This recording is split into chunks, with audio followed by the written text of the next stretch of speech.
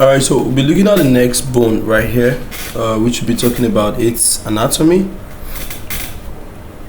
And this is what is known as the ethmoid bone. Okay, so the most important part of this lecture is trying to know where the ethmoid bone is. You can see that what the ethmoid bone, you can see that it kind of like makes up the roof of your nose. So from the ethmoid bone, you have what? The olfactory fibers. Those are the things that, you know, they shoot down and they make it that, okay, you are able to be smelling, you know. Another picture, and here the ethmoid is just shown a little, okay, from the front. You can't really see much.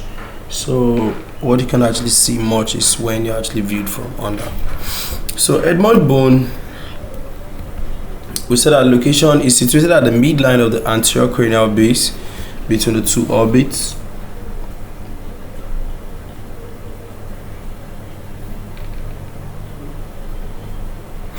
Okay, it contributes to the what?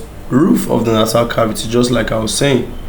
Okay, roof of the nasal cavity, just like I was saying.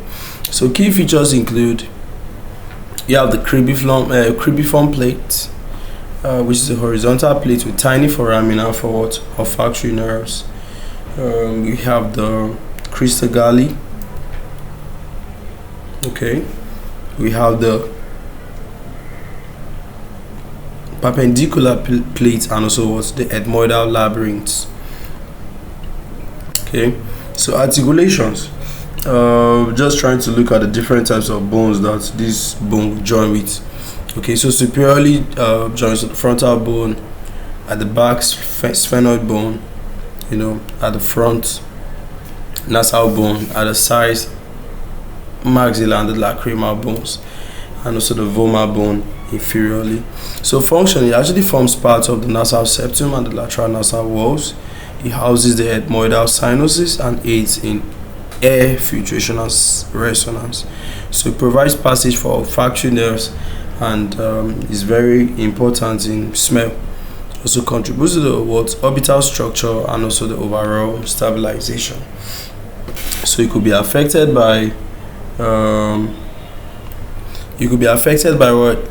Ethmoid sinusitis, and sometimes you have a cribriform plate fractures. Then it's also very important if they are going to do any surgeries around that place or any ENT procedures.